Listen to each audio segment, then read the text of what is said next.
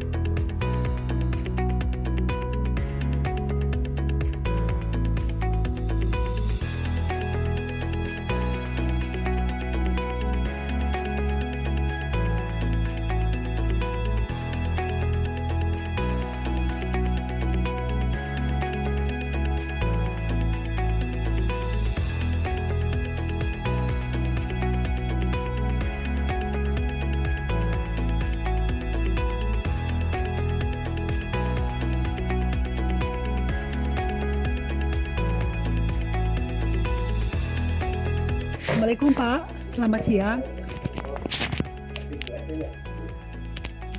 Selamat siang Pak. Punten mengganggu waktunya. Saya Poppy dari Bapenda Pak. Ya. Silahkan, oh iya, Poppy. terima kasih Pak. Ada yang bisa saya bantu? Ya, mohon maaf Pak, izin. Ada yang ingin ditanyakan sedikit saja perihal arsip sebagai layanan informasi. Yang ingin saya tanyakan seperti apa Pak itu Pak, arsip sebagai layanan informasi itu? Ya, lembaga kami lembaga diskusi juga tentunya khususnya urusan kearsipan, kami menyimpan arsip produk pemerintah provinsi Jawa Barat. Tugas kami adalah melayanikan informasi kepada masyarakat. Jadi arsip sebagai bahan informasi tentunya arsip apa saja yang bisa dilayangkan kepada masyarakat, kemudian apa saja arsip yang tidak boleh. Jadi ada arsip dinamis, ada arsip statis. Khususnya untuk arsip statis itu boleh diakses oleh masyarakat bebas, siapapun boleh. Jadi ada yang sifatnya terbuka, ada yang juga tertutup ya Pak ya? Betul. Oh iya gitu. Baik Pak, paling itu aja Pak. Baik. Terima kasih Pak atas informasinya. Sama-sama. Ya. Assalamualaikum warahmatullahi wabarakatuh.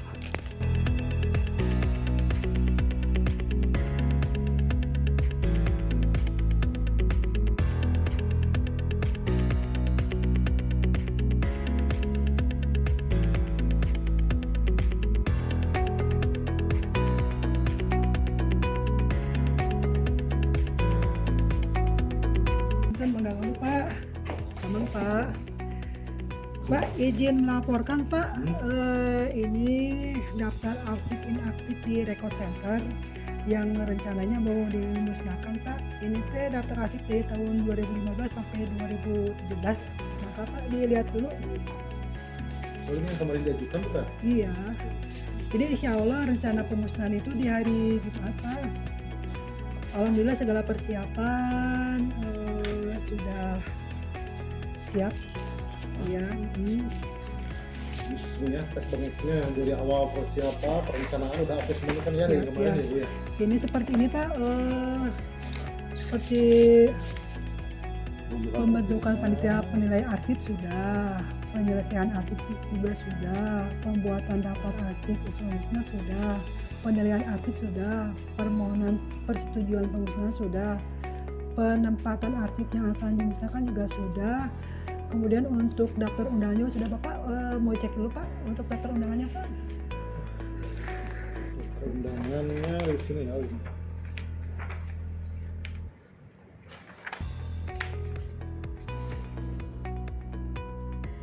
Wah, kelihatannya udah aktif semua ya Bu ya. Ya, siap Pak. Bisa langsung eksekusi. Ya, siap Bapak atur nuhun ya. Terima kasih atas segala dukungannya Pak. Lancar Bu ya. Ya, amin Pak. Baik, Pak, atur nuhun ya Pak.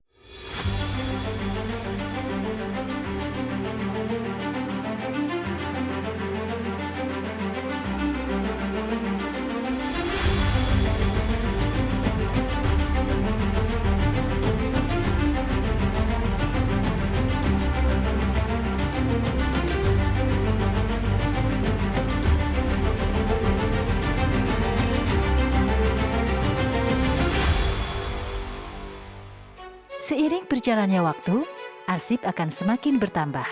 Maka dalam hal ini, untuk mengurangi jumlah arsip, Bapenda Provinsi Jawa Barat melaksanakan kegiatan penyusutan arsip melalui pemusnahan arsip yang telah habis masa retensi.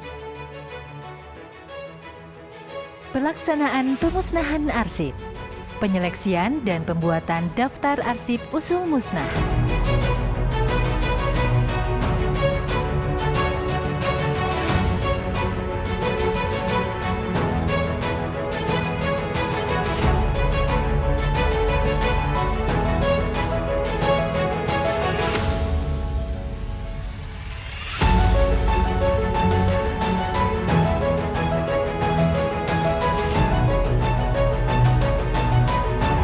Penilaian dan verifikasi arsip usul musnah.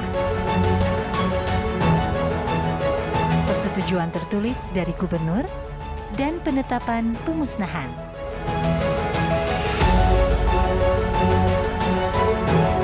Arsip yang dimusnahkan memiliki klasifikasi keuangan tahun anggaran 2010 sampai dengan 2012 dengan jumlah 1021 box 2.653 berkas.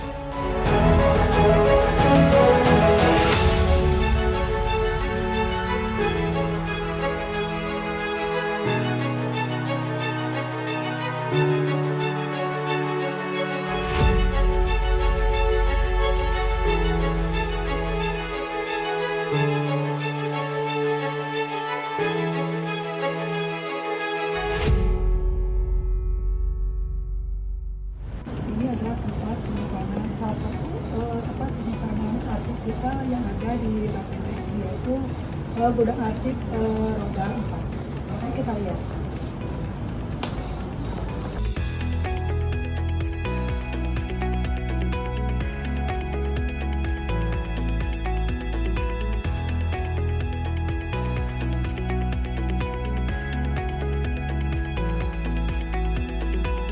Izin bertanya Pak, boleh? Boleh. Pak, di sini arsipnya dari tahun berapa Pak untuk kendaraan yang Pak? Bu? Yang tertua. Yang tertua Paki 80 70 dapat kendaraan yang tertua untuk roda 4. Arsipnya roda 4. Oh, ada empat maksud. Oh, mantap. Kendaraan roda 4 yang tertua tahun 80 80, 64 juga ada. 64 ada. 45 juga ada. Arsipnya abadi Pak ya, nggak boleh dimusnahkan Pak ya? Iya, Abadi sampai kapanpun. Sampai kapanpun. Ya, ya Pak. Paling gitu aja Pak. Kita atur dulu. Mangga, Mangga, Pak. mangga. Dan untuk penyimpanan gudang arsip selanjutnya itu arsip roda 2. Ya, ini di sini tempat penyimpanannya. Mau lihat ke dalam?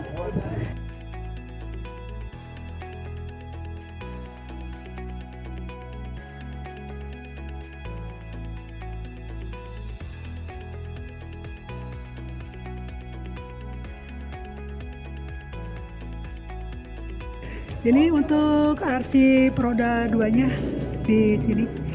Gitu. Bapak izin bertanya, kalau arsip kendaraan roda 2 paling tua tahun seberapa Pak?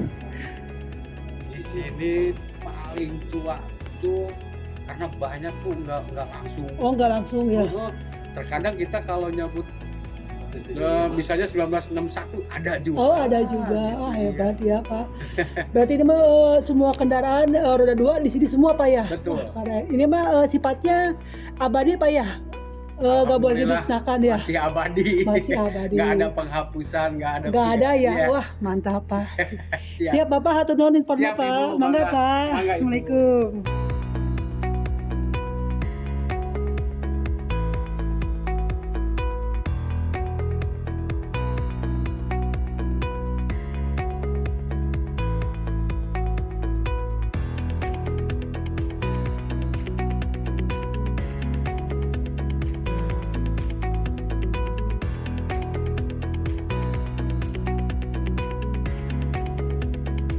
Assalamualaikum.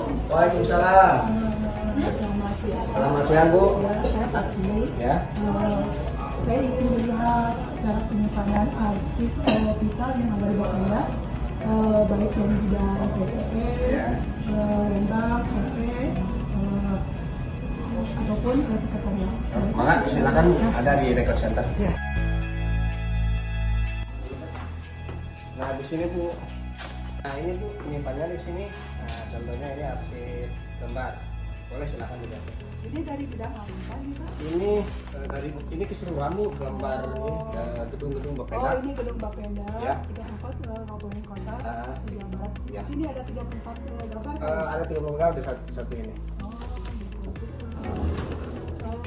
Salah satu arsip kita yang ada di Bapenda itu di antaranya arsip gedung kantor, Pak ya. Ya. Arsip kita yang lainnya satu lagi aja, Pak. Ada di sini Bu. Apa itu perlunya apa? Oh, ini polis sertifikat, Pak ya. Ini kayak Ini gambar juga Bu, termasuk gambar juga. Oh, gambar-gambar. Ya. Siap, Pak. Berarti ini dari mulai Bapenda berdiri sampai sekarang ada, Pak ya? Ada gambarnya. Arsipnya. Ya. Assalamualaikum warahmatullahi wabarakatuh. Izin Bapak Ibu di segmen keempat ini atau soal keempat ini yaitu mengenai anti korupsi. Saya akan memaparkan mengenai judul Stop Korupsi Waktu, Mari Berdayakan Disiplin. Pertama-tama mari kita panjatkan puji dan syukur kehadirat Allah Subhanahu wa taala karena atas perkenan dan segala rahmat serta karunia-Nya, alhamdulillah. Pada kesempatan kali ini saya diberi kesempatan untuk memaparkan segmen anti korupsi ini. Salawat serta salam, mari kita semoga selalu tercurahkan kepada junjungan kita Nabi besar Muhammad SAW beserta keluarganya sampai kepada kita sebagai umatnya sampai akhir zaman. Amin ya Allah ya Rabbal Alamin. Pada kesempatan yang berbahagia ini, saya ingin mengajak rekan-rekan semua untuk merenungkan sebuah fenomena yang seringkali luput dari perhatian, namun dampaknya sangat merugikan, yaitu korupsi waktu. Korupsi waktu secara sederhana adalah pemanfaatan waktu kerja untuk kegiatan di luar pekerjaan yang seharusnya. Misalkan terlambat masuk kerja, kedua sering izin tidak jelas, ketiga memanfaatkan waktu kerja untuk kegiatan pribadi seperti bermain media sosial, mengobrol berlebihan, atau bahkan mengerjakan pekerjaan sampingan. Bapak Ibu izin, korupsi waktu mungkin terlihat sangat sepele, namun dampaknya sangat luas. Pertama, bagi individu, yaitu korupsi waktu dapat mengurangi produktivitas dan kualitas pekerjaan. Waktu yang seharusnya digunakan untuk menyelesaikan tugas justru terbuang percuma. Akibatnya target pekerjaan tidak tercapai, kualitas pekerjaan menurun, dan karir pun terhambat. Yang kedua, bagi organisasi atau perusahaan atau di lingkungan manapun, korupsi waktu dapat menurunkan efisiensi dan kinerja secara keseluruhan. Jika banyak karyawan yang efisien dan kinerja dan secara keseluruhan, jika banyak karyawan yang melakukan korupsi waktu, Produktivitas yang pertama akan menurun, dan kedua biaya operasional mungkin akan meningkat.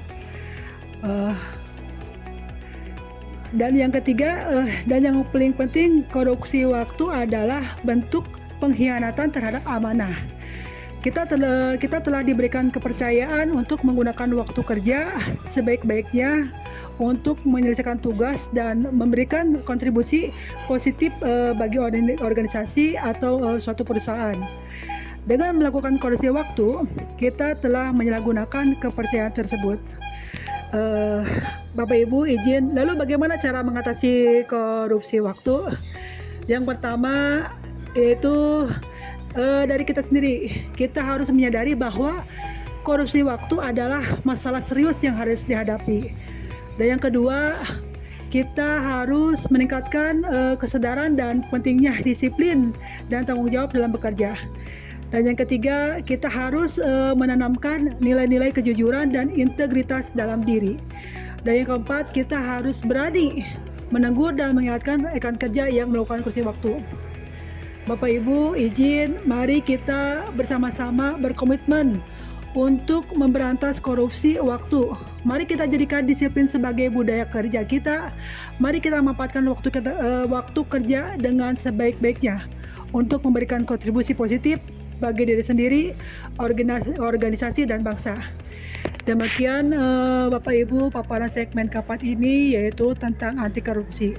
Semoga bermanfaat atas perhatian dan kerjasamanya. Saya ucapkan terima kasih.